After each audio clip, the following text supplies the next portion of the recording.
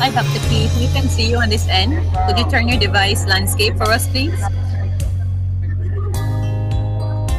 Could you turn your device landscape? No?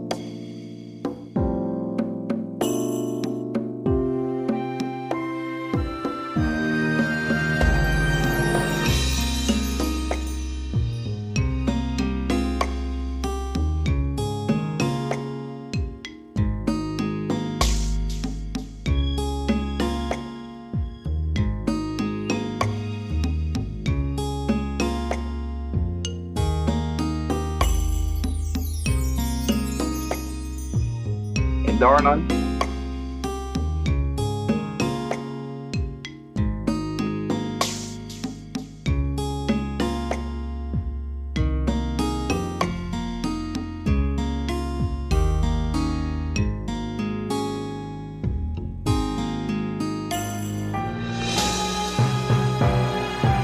Hello, Dennis. A greeted professor, you do that. I'm seen you in the ages. Quite a while. How is everything? Do the best I can, you know. Indeed, that's good. Very good. That's great. Good to see you. Good seeing you too. How's the lady? Yeah, he's having a few joint pains, but apart from that, she's good. Fantastic. Give her my regards, please. I will. And you do the same to Mrs. Wedderburn for me. I'll do that for sure.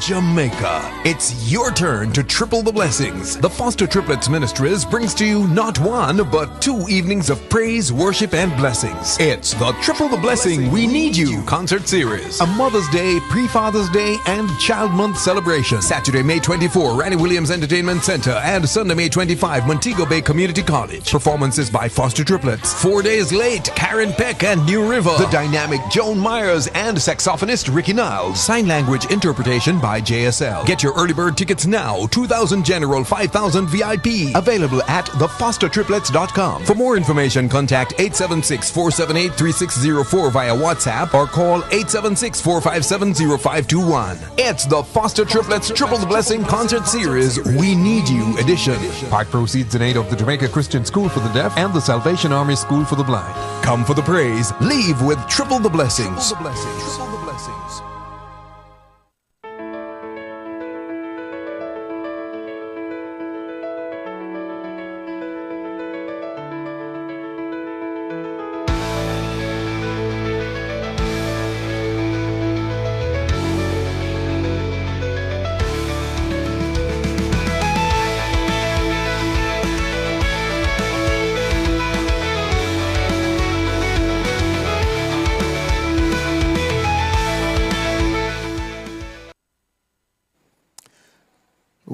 Well, it is our time once again. It's Men on Mondays, and it's good to have your company.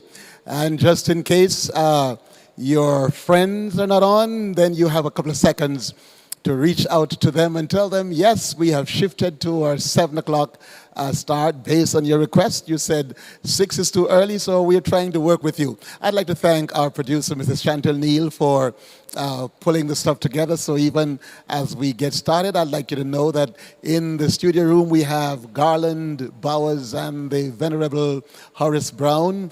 And it is our joy to be with you. How are you doing? Okay. So, good to see you, Doc. not sure we're having a feedback from inside. We'll get that sorted out. A special welcome to everyone joining. And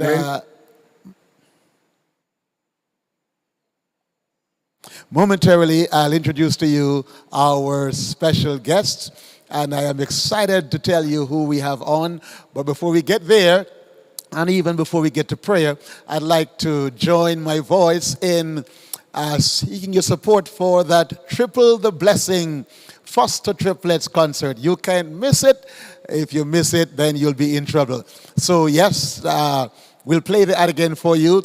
And I should tell you also, if you're in and around Montego Bay, tickets may be available here at the conference center, by the conference office rather. We'll get you more information, but start from now. Listen out for the ads and make sure you get your early bird ticket for the Triple the Blessing Father's Day or Mother's Day treat. Works either way, and a treat for yourself as well. And in addition to all of that, I'd love to let you know that Men on Mondays is aired every Monday evening at the new time, 7 o'clock to 7:59. I said 7:59 just to make sure that Garland is okay. 7 to 8 p.m. And as always, it's a joy to have you join us. If you have a question, just type it in the chat, and I'll do my best to share your questions with the general viewership. Welcome, everyone. And before I even share with you our special guest, let's bow our heads for prayer. Our loving Father and our God, we lift our hearts in praise, thanksgiving, and adoration to you for your loving kindness to us. You have blessed us on our way. You woke us up this morning. And God, in spite of life's vicious vicissitudes, we are here just to give you thanks. I pray for men and women across the length and breadth of wherever they are viewing us from. May there be a blessing tonight for everyone. Bless our presenters in a special way, is our asking in Jesus' name. And so, yes, online or on Zoom, and momentarily you'll be seeing their faces. One is my sidekick, Dennis Amos Prophet Samuels. He'll be not beside me on set, but he'll be sharing with us. And then I'd like to welcome in a special way a son of West Jamaica. As a matter of fact, PSOJ is not just the private sector organization of Jamaica, it's the privileged productive sons of West Jamaica. And we have one online, born in West Jamaica, bred in West Jamaica, grew up in West Jamaica. I speak of none other than Dr. Alonzo Smith, president of the mighty Greater New York Conference there in New York City. It's our joy to welcome a son of West Jamaica, a valiant, valuable, vigilant, vocal, vital servant of God, serving as the chief pastor, the chief servant, the man in charge. And if Charles Brevitt were beside me, he'd tell you he's the HNIC of the Greater New York Conference. Don't ask what it is. Dr. Alonzo Ezekiel Augustus Zachariah Smith. Good to have you with us. God bless you. God bless you. It's joy and my privilege to be back home. It's good to have you home, even from a distance. And I should I'll let the world know. Dr. Alonzo Smith is participating in that massive evangelistic curfew of New York with the mighty preacher, the president of the Atlantic Union, Dr. Abraham Jules, our good friend and mighty preacher. And I tell you, I watched Drs. Mackenzie and Smith handling the gift, and I wish I was sitting right there in place. It's joy to watch you every evening, Doc, especially when you said, I feel sad. I mean, I've never seen a sad man looking so happy, but It is fun. It is fun. And we have Dr. Smith, we have with us also a good friend of yours, a good friend of mine, a consultant urologist, a son of West Jamaica, who never said no to any area that the evangelistic meetings are held. He's always there to do health lectures and health checks and stuff. We welcome Dr. Keith Lloyd Sr., Dr. Wedderburn. Amen. Yeah, happy to be here. It's my privilege to share with you this evening. It is a joy to have you. And I think somewhere out there we have our brother and sidekick who should be right beside me. Dennis, I call him the Prophet Amos. Are you there, Amos? I'm right here, man. I'm right here, present. Right. Blessings. So I have in my hand, gentlemen, I quoted from it on our very first show. It's a book entitled 7 Choices for a Happy and Successful Life. It's entitled The Power of Your Attitude. And I share a few of the titles just for men. It says the power of your attitude, the power of thoughts. Your thoughts shape your identity. Then he said the power of words. Your words become your reality. The power of actions. Your actions determine your character. The power of habits. Your habits predict your future. The power of choice. Your choices change your life. And this evening session, we're looking at men, relationships, health, and church. And speaking of church, may I start the conversation with a quote from Proverbs. The wise man in Proverbs 22 and verse 29 said, "Do you see a diligent man? That man who is diligent will stand before kings. He will not be in the company of mean men." And the text there speaks of excellence as in contrast to mediocrity in character. And so, gentlemen, welcome to the unrehearsed conversation, Men on Mondays. And we're talking about men, health, relationships, and church. And I'd like to begin with my good friend, Dr. Lanza Smith and his wife are authors and co-author. And Dr. Wedderburn and Elder Dennis, I read a book with a provocative title, When Loving You is Hurting Me. When Loving You is Hurting Me. And we have one of the world's best family therapists, counselor, pastor, president, and friend, all in one package called Alonzo Ezekiel Augustus Zachariah Smith, husband of Dr. June Smith. Dr. Alonzo, we started a few weeks ago and we looked at Kawanza Kunjufu's book entitled Black Men, Where Are You? Adam, Where Are You? And in that book, there's an issue about why most black men don't go to church. He cited the issue of most churches being 75% females. Now, you are president of a great conference. You have conducted great evangelistic series. You've helped thousands and thousands of couples. And, of course, it's the couple where you have a male and a female. I'm not talking about I'm going to behave myself. Real couples. Real couples. And so, in your wide reading and wide research, as in this unrehearsed conversation, what are some of the issues that jumps out at you as we talk about men, relationships, and church? Well, if I'm understanding your question, should I assume why is it that they are staying away from church?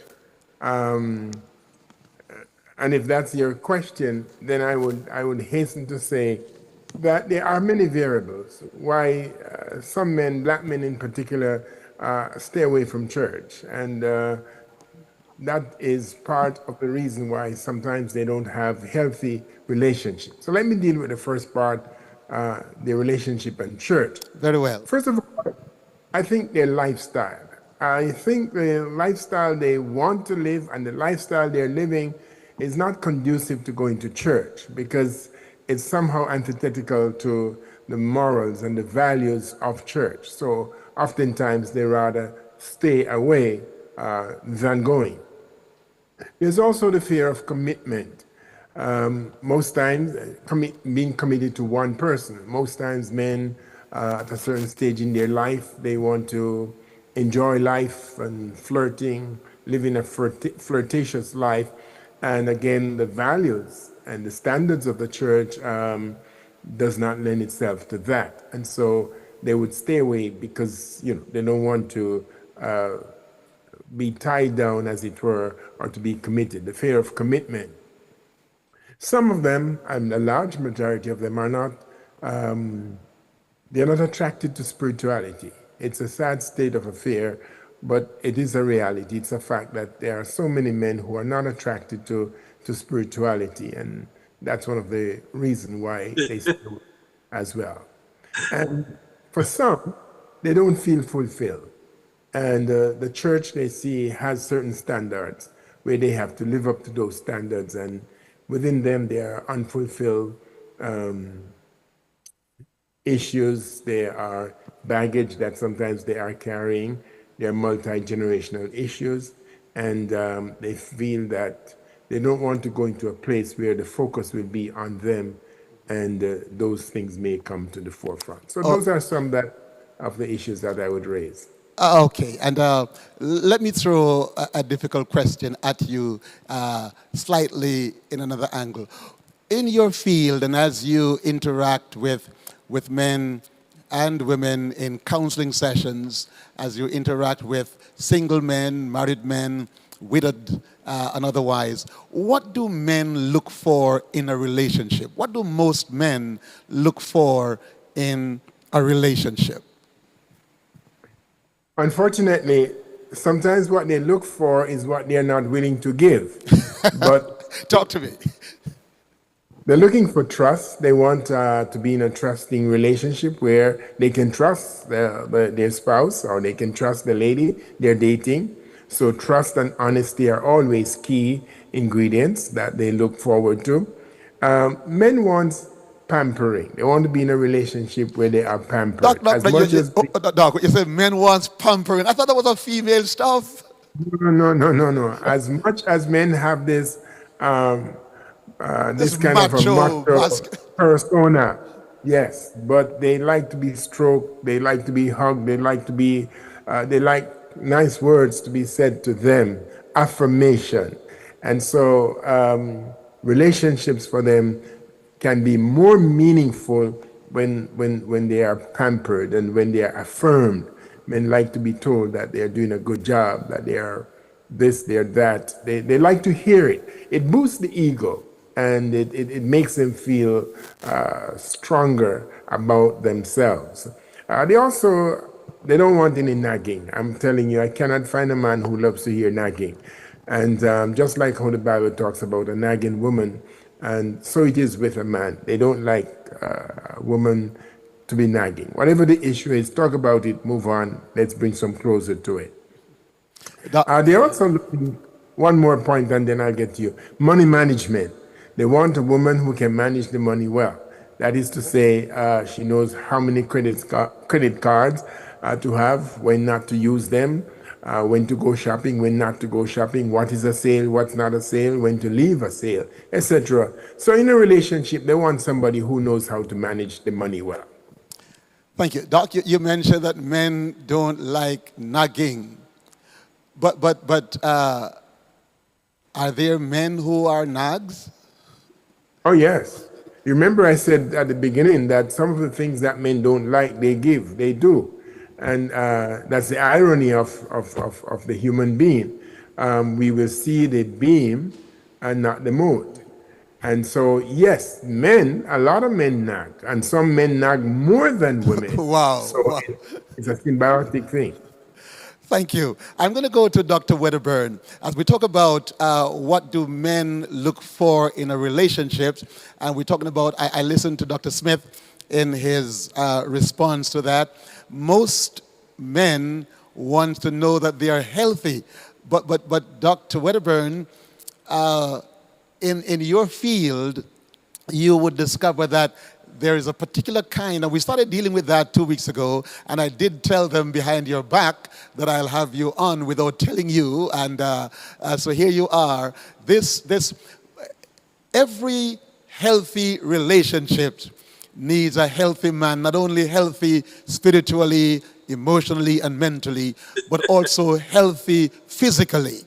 Because if he's not healthy physically, it's going to cause trouble in the camp for himself and others. Why is it that most men are afraid to have their physical health, particularly in the area of prostate health, checked? What are the dangers? Are there early warning signs of prostate ill health or prostate cancer? What can you say to the men or even their wives who are watching or their mothers who are watching? Are there early signs of prostate challenges? And what would be your counsel to help a man stay healthy so he can have a healthy relationship? Thank you very much for those questions. First, let me say that the masculine gender is a macho type of personality. The macho personality is, oh yes, I'm always healthy, I'm strong, I can do everything. I don't want to go to a doctor for him to tell me anything because I'm not going to believe. The sad news, however, is that most medical conditions that affect us will not produce any symptoms in the early stages. So if a man is going on, he can wake up in the morning, take his shower, have his breakfast, go to work hard, come back home, etc. It doesn't mean he's healthy.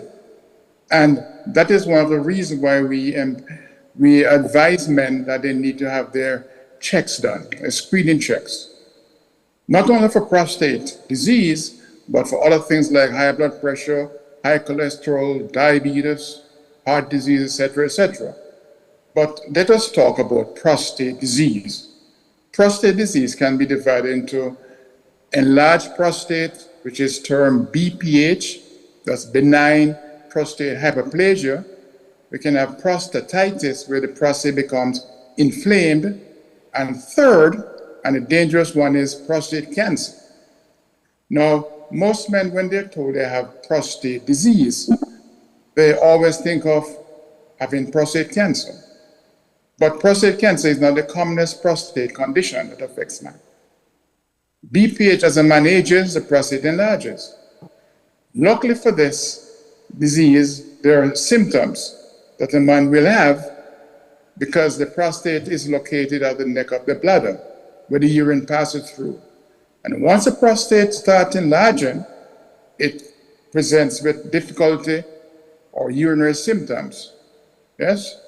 Now, a man who has difficulty passing urine doesn't necessarily mean he has prostate cancer.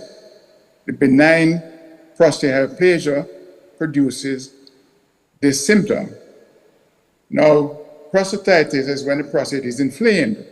And most men at some stage in their life, not necessarily when they're older, but even young men, they're teenagers, can present with prostatitis. Yes, the prostate is swollen because of lifestyle, what you eat, what you do. Like, for example, if you drink alcohol, if you are a person who eats a lot of spices in your food, yes? If you are a driver, taxi driver who sits on the car seat for hours and not going around, if you are a couch potato, you don't exercise, yes? These are things that can promote prostate inflammation. But the prostate cancer is a problem with aging. As a man ages, he's more at risk of getting prostate cancer. More so if he has a family member who has prostate cancer. Because what we know, there is a genetic link. A man who has prostate cancer, his son, his grandson, they're at increased risk of having disease. But the symptoms may not be there. And that is why we tell men to have their screening done. Screening involves two aspects. One is a digital rectal examination where the doctor puts a glove on his finger and with a lubricant, he inserts a finger into the rectum where he can actually examine the prostate gland. Now, if the gland feels abnormal, example, if there's a lump on it, or if it is hard, yes, this is a red flag. He can also be sent, or should be sent, for a blood test called the PSA, that is prostate specific antigen. Yes? This blood test is done to see the level of the PSA in the blood. Or the PSA is a protein that the prostate produces. And whenever it is cancerous, the level rises. So when the man goes to the doctor and says, "Doc, I don't want you to put a finger in my rectum. Just give me the blood test." Sad to say, the blood test will come back to the doctor and sometimes it's high. But a high PSA does not tell the doctor that the patient has prostate cancer. All it does, it tells him that something is wrong with the prostate gland, because an enlarged prostate that is not cancerous can also result in elevation of the PSA.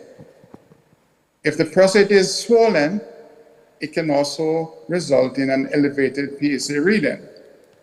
That is why we tell patients that they need to have both examinations, the physical DRE and the blood test.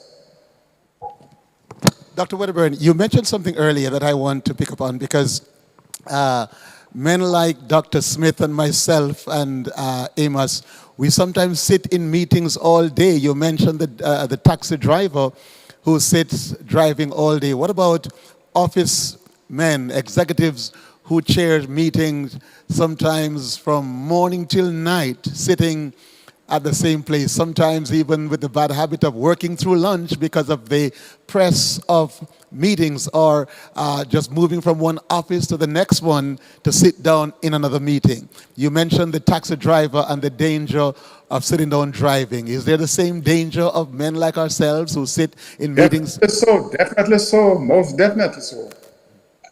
Men who work in offices, sitting around, getting up, shopkeepers who sit down. I mean, these are patients who see me very often.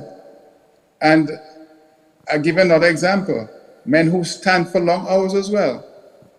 Like the policeman on beat duty stands up for hours, yeah? And the shopkeeper who stands for hours.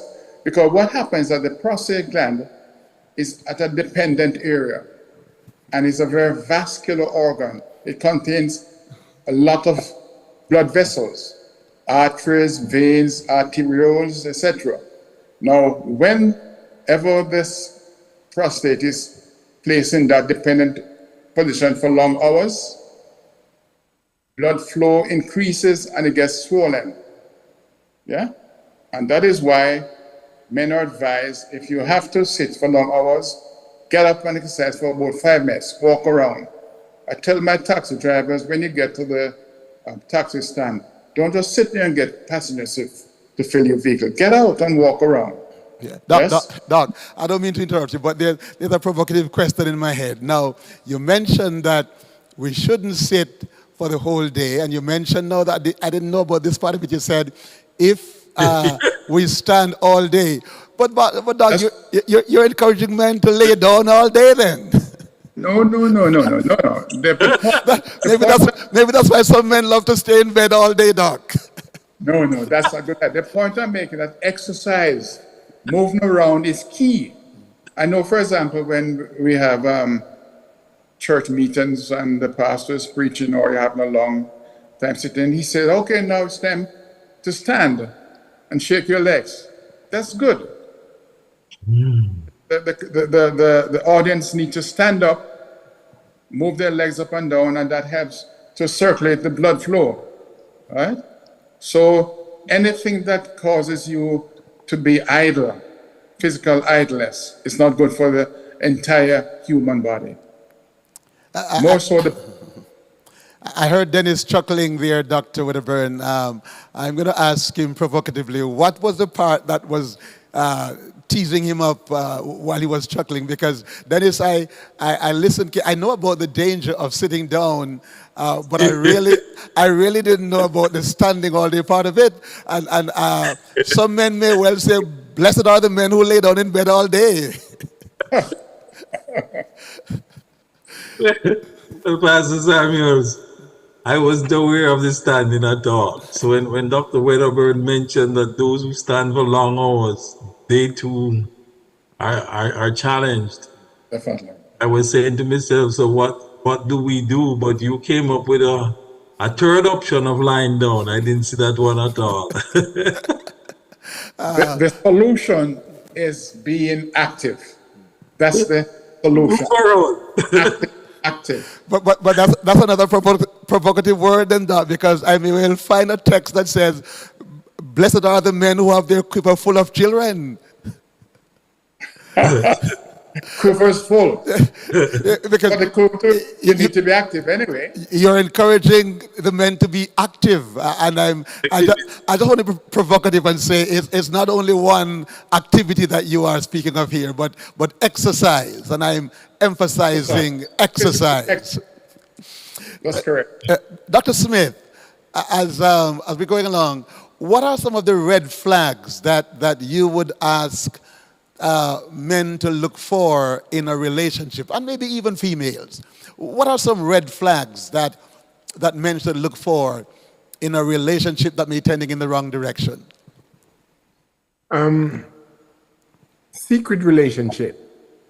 If you have a relationship and you can't disclose it to your friend or your partner, it's a red flag. No matter.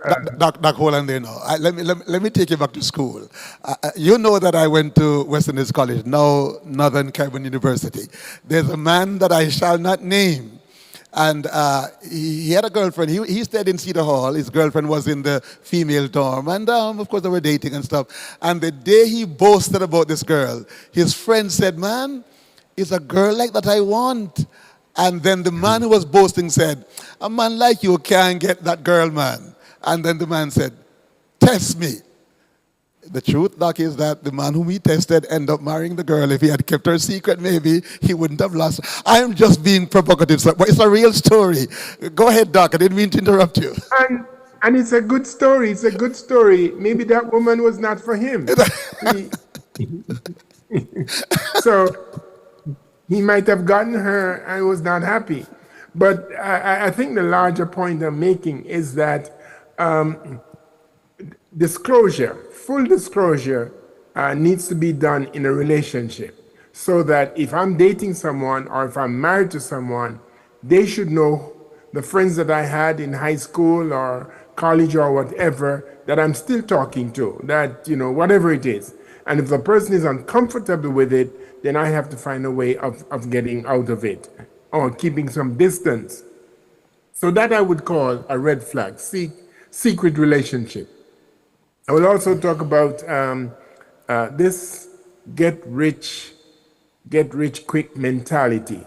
If you have someone and they just keep talking about how they want to make money and they're willing to risk what they have, not necessarily gambling, but doing other things. There's so many schemes out there. It's a red flag, because in the relationship, if you were to marry that person, or if you are married to that person, it could affect your financial status. It could affect your financial budget, your retirement funds, etc. So those are red flags. Money management is important. How someone manages what they have. So if I'm dating someone and I notice that they are careless with their money, I notice they don't use it wisely, not spending it wisely, that's going to be a red flag for me, because it's telling me that if we do get married, that might be an area of problems for me in that relationship. I would also add to that one's cleanliness. If someone is not able to put themselves together now that you're dating, don't think they're going to be able to do it when you're married. The unfortunate thing is that most times we think that we will change that person. I see these red flags, I see these danger points, but that's okay. Once we get married, I will be able to change it. But unfortunately, you cannot and will not be able to change it, because you can't change someone. The only person you can change is yourself. So if you see red flags, I would strongly recommend that you get some professional counseling before the commitment, because if you wait until after, that might be too late. There's another area that I would like to point out when we talk about nagging, and that has to do with borrowing money. I cannot begin to tell you how many cases I've dealt with where the individual has been deceived. When the relationship or when the engagement was going on, the money was given. One person say it was a loan, the other person say it was a gift. So be leery of lending money to someone you are dating. The chances are you will not see that money again. Also, if you do have to lend, make sure that it's in writing and it is signed by the borrower. Because later on in years, when they say, no, it was a gift, then you'll be able to have your paper to show that no, it was a loan. And here you sign, you agree to it that it was a loan. But if you're in a relationship and you see someone keeps borrowing money, maybe not just from you, but from other individuals, it is a red sign that this person does not know how to manage his or her money. And you should take that as a red flag. Doc, I'm gonna come back to you. Sorry to butt in, but you said something earlier, and I'm looking in the chat, and somebody is agreeing with you. So you mentioned earlier that when I ask what do men look for in a relationship, and you mentioned that men needs pampering. Now here, somebody said, that is so true. My husband who don't know how to show love thinks that I should be all over him in bed, and I really don't like that. Relationships, one, they should not be tit for tat. So it's not, I scratch your back, you scratch my back. That's a dysfunctional relationship. However, one should not be asking for so much and they are not willing to give as well. So in marriage, it's a give and take. We have to understand the love language of each individual. So one person might love getting a back scratch or a back rub, and the other person may love getting a hug or a kiss. So what I receive may not necessarily be what my spouse wants to get in return, but we should complement each other, and we should not just receive, but we should give. And if we don't know what they want, then we should ask. Here's go ahead, Dennis. I have a point I want to expand a bit. You mentioned, Dr. Smith, primarily why some of the reasons why men don't want to go to church. One is that we do not like to commit, and one we want to explore, we want to roam. But don't studies shows that people who adhere to a particular path develop a strict adherence or a discipline to follow a specific path, that they make greater progress? Why would one not want to adhere to a particular path or commit to a particular system of belief? And studies have shown that when we do that, we tend to progress. Yeah, it's like asking me, why would someone commit a crime when they know if they caught, they'll go to prison? It's just how the human brain works. The risk we're willing to take, the knowledge base we have does not necessarily determine our action, what we do. So yes, the studies show that, but how many are willing to even follow, listen to, adhere to? And that's just human beings on a whole. Doc, here's another reaction to the red flag issue. Somebody said, my first red flag is if she is constantly talking about her ex. Yes. Why? I mean, if it's an ex, it should be an ex, and you should have been able to cut that and move on. Put it behind you, put it in the past, flush it. So yes, if that individual constantly is talking about the ex, it is a red flag, and you would want to know, why are they so engrossed with this individual? It could be that there are some unfinished business, there are some deep-seated love that they have not yet gotten over, and I would see that as a red flag, surely. Okay. Dr. Wedderburn, someone has a question for you. As you mentioned exercise and sitting down or standing up, this person asked, what about men who ride bicycle? Indeed, bicycle riding can actually increase the incidence of prostatitis, but it does not increase the risk of prostate cancer. Yes? So when the man who is a cyclist gets a PSA reading and it's elevated, it doesn't mean that he has prostate cancer. But on further examination, it will be shown to be prostate inflammation. And this can be confirmed by doing a biopsy, which will determine whether this is cancer or just prostatitis. But examination here will help, because when the prostate is inflamed, when the finger touches the prostate, it's very uncomfortable and painful. The patient is going to, scream and something like that. When the prostate is not inflamed, it's examined and there's no pain. But cyclists definitely can have a higher incidence of prostatitis. You've been practicing for quite a while, Doc. You've seen a lot of men. What's the youngest age that you would have seen prostate cancer in? And you mentioned diet and stuff like that. Could you expand a little bit more on that? The youngest male was 35 years of age, and he had a very strong family history. His father was suffering from prostate cancer, and his uncle as well. Yes? Now, this was just genetic. It was not a matter of his diet why he got it. Just because of his father and his uncle having the same problem. However, men who are destined to get prostate cancer, it can be actually accelerated by their lifestyle.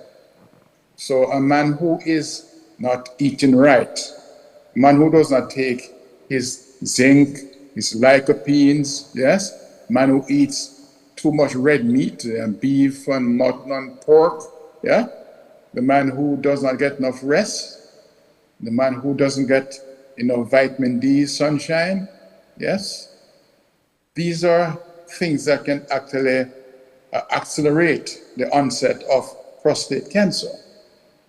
Yeah, but the only way it can be determined is if the patient goes to the doctor for examination and to get his PSA.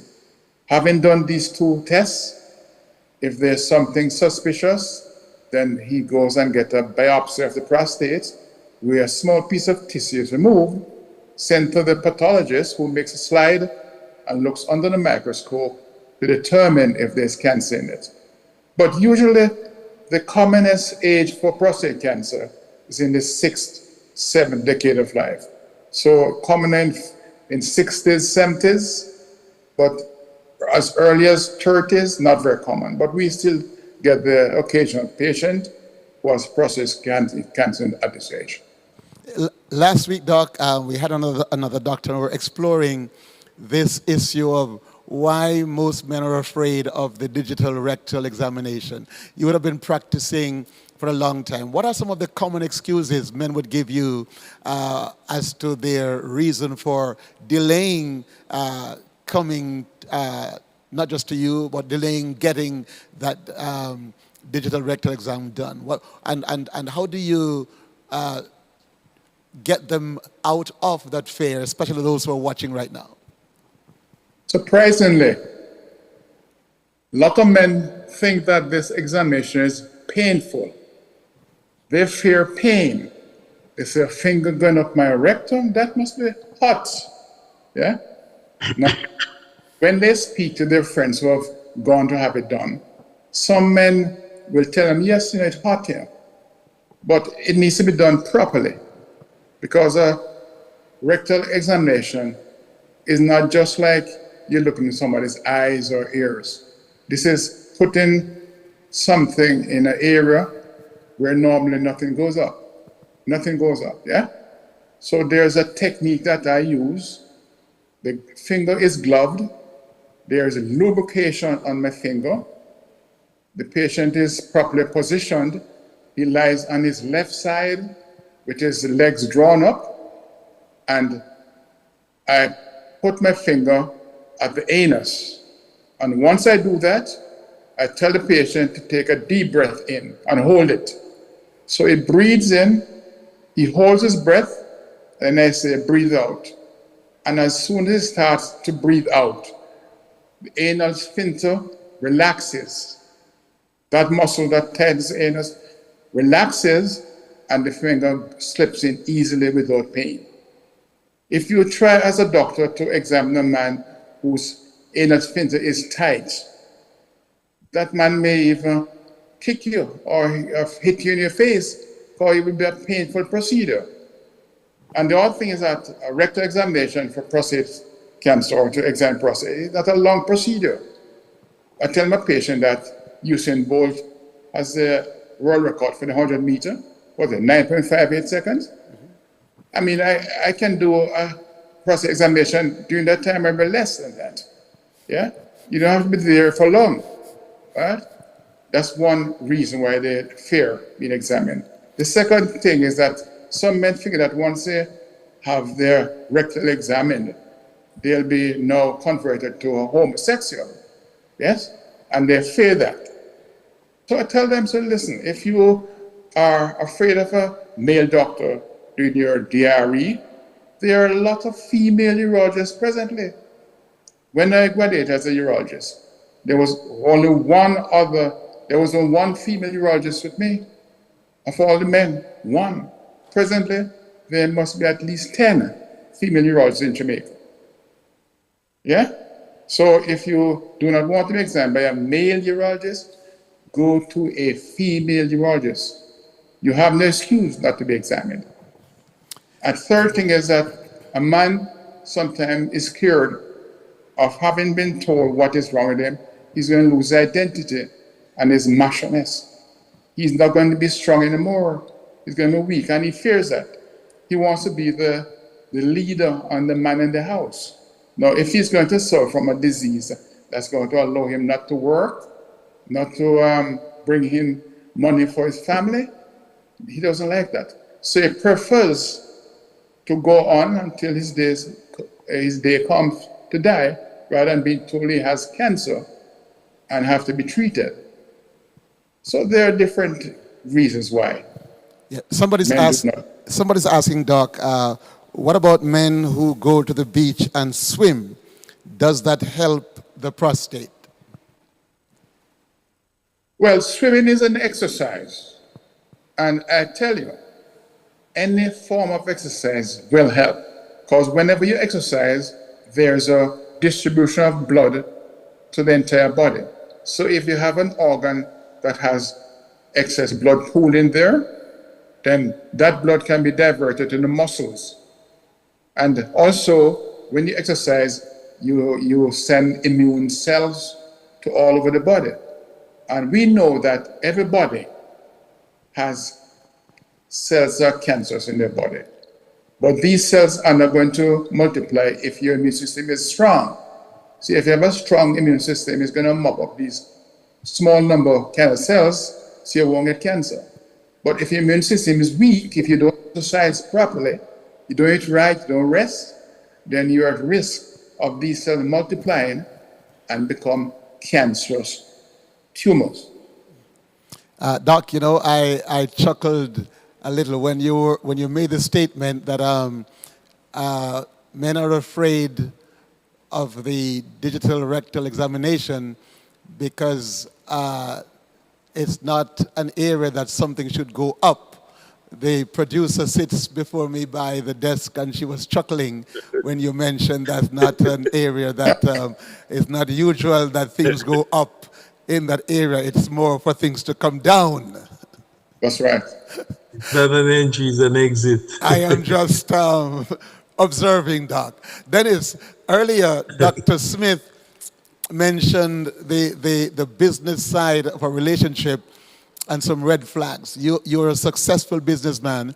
Some marriages, not only in courtship, but some marriages have been made either better or weaker over the issue of money management. How important do you see the partnership, male and female, handling that money management issue for a stronger, wholesome relationship? Well, I was talking to a friend of mine in Canada, and I was telling him that I overheard Steve Harvey lecturing that every relationship should have 5 accounts. I'm not one who subscribes to that. I believe that if two persons comes together and can share intimacy, they can share their finance. And I'm one who believes that the relationship does better when there is complete transparency. And there is an alignment and a mutual agreement of how our finances will operate. But I'm one who believes very, very strongly that when it comes on to financial matter, there ought to be full transparency. And I'll go further, that if you run the curve best when you're doing a relay, they put you on the curve.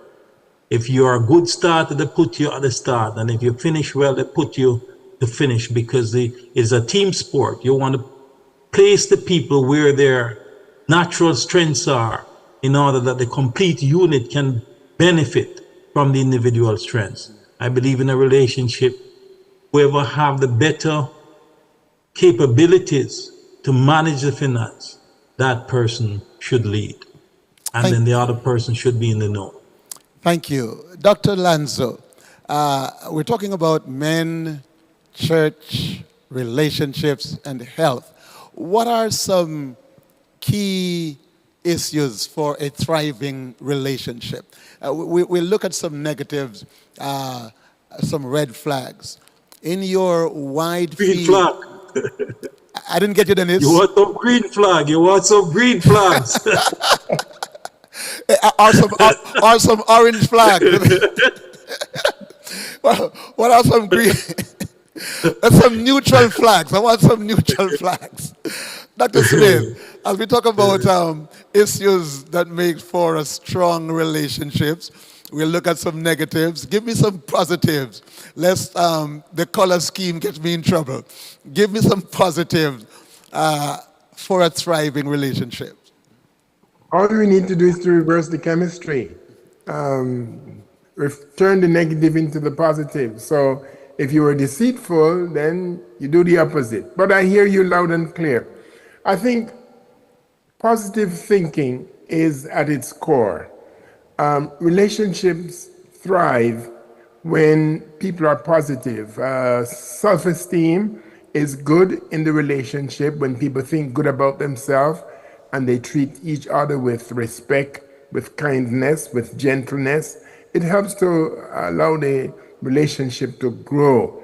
When there's lawful employment,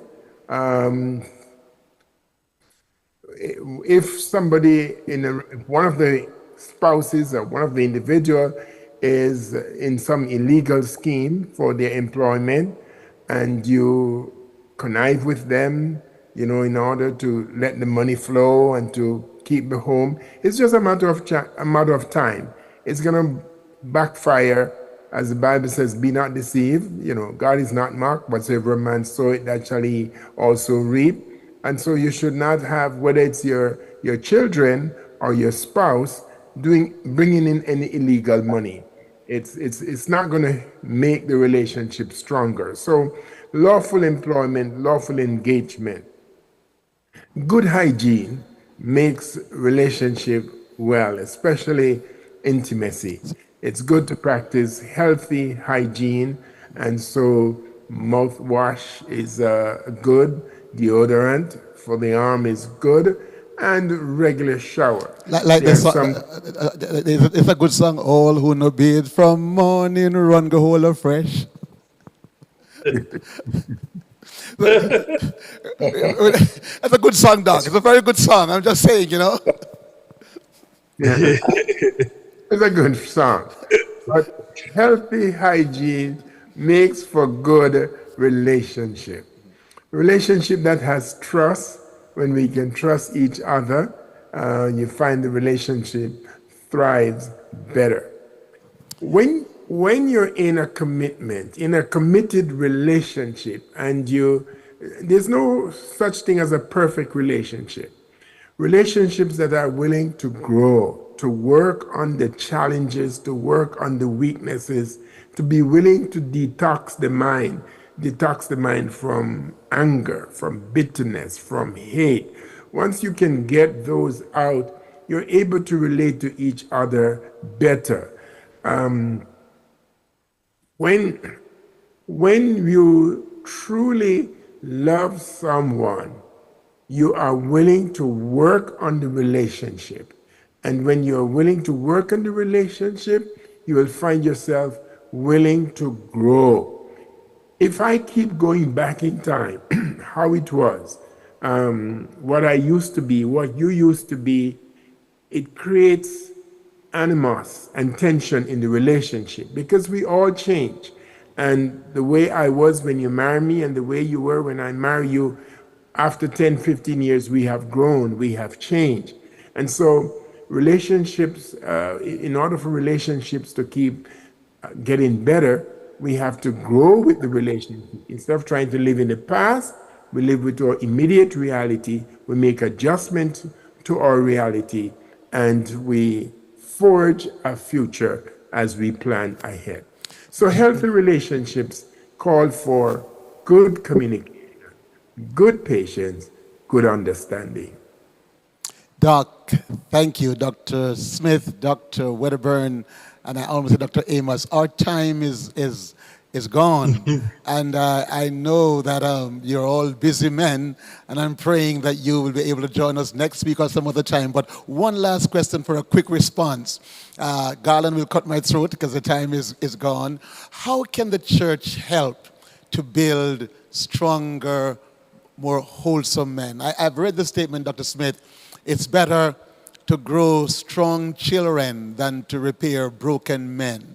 But we come to Christ at different stages, and the church welcomes everybody. Grace is available for everyone, no matter what gender or what orientation. There's an invitation from the great God who seeks to make all men whole. In a parting 30-second statement from each of you, how can the church help to make men stronger and more wholesome in this challenging age? I believe the church must continue to provide seminars, workshops that help to build self-esteem and help to the men to understand who they are, and the church providing whether it's going to be things like offices in the church, but I would say assign responsibility to the men so that they have something to do. If you see a young man and he can go to school and you help that young man to go to school, help the young man. Do what you can do to foster growth and help. Good mentorship. Thank you. Dr. Wedderburn. Okay. When I have my lectures, 70 to 80% of the audience is female. Women are the ones who are the most listeners. As a church, we can still encourage our women to be on top of their men to go and see their doctors for their screening. Yes? Because most time men don't want to go, and the women are the one who take them there. So we need to continue to encourage our female members, whether they're mothers, daughters, wives, friends, to get their men to get their screening done. And I think this is where, as a church, we need to continue to do. Thank you. Dennis. Yeah, I think as a church, one of the things we can do is to teach men that our maleness will not just guarantee us the right to lead. We must seek ways to sharpen our skills, to find our giftedness, and to work on them. We must also show men in a practical way that if we commit to a system of belief and we adhere to those systems, it will make us better, a better citizen, a better husband, a better father, and a better man. What a good note on which to end. Gentlemen, thank you so much. And I'm going to pray that you can join us next week, Monday, as the unrehearsed, practical conversation, Men on Mondays, continues. Dr. Smith, would you pray for us as we wrap things up for this session this evening? Sure. Our Father and our God, we thank you for your love and how you care for us. We thank you especially for the men who are on this platform listening. And we ask, Lord, that you'll strengthen them, that they will understand that they play a key role of being the high priest of the whole. Bless all families represented. Bless all the young and the old, and everyone be with the panelists, and especially our president. May you continue to give him wisdom from above. In Jesus' name I pray. Amen. Amen. Thank you so much. This is where we pause for this evening, and I know that our presenters are busy persons, but let me just say this. If you are in the New York area, in and around the Community Worship Center in Queens, please join that pulsating, life-changing evangelistic series. You'll see Dr. Smith and Dr. Mackenzie and tell them I said that they should give you a gift, but make sure you register to get your name in the bag so you can collect a gift from them. And great messages from our presenter, Dr. Abraham Jules, and there are other programs across. And I want to remind you, if you are in West Jamaica, the second quarter starting April 1, our focus is on our church offices reaping initiative. Corey, all of our departments, all church offices, we have our baptismal date of April 26. That is the first official baptismal date. We'll be having our reporting systems, and of course, we'll be sharing more information with you. We spoke about it last Sabbath. That's all of our churches, all of the congregations, every single department working towards preparing a candidate for April 26th. Right here in the auditorium will be the huge baptismal pool, and right across every pastoral district.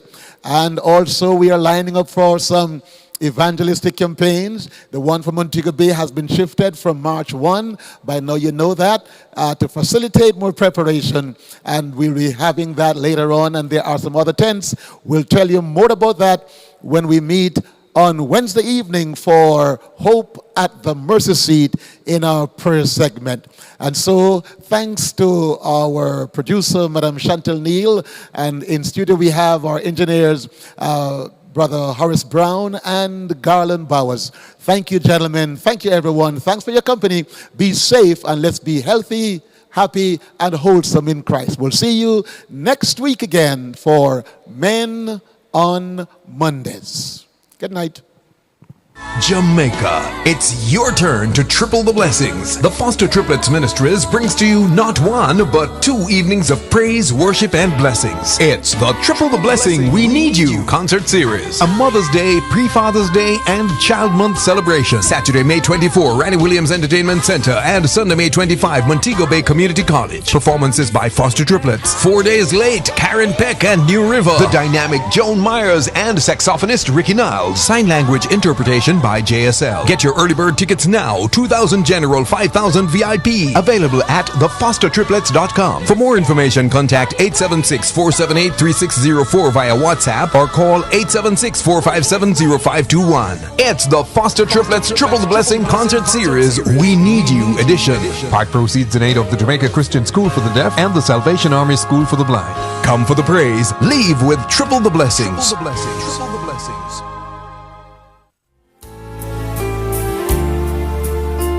Hi, we're For Him, and we're inviting you this and every Thursday at 8 p.m. for Prophetic Waymarks with Pastor Astor Bowers. Join us on all our social media platforms and the WCCN as we take a special prophetic look at the Word of God. A blessing awaits you.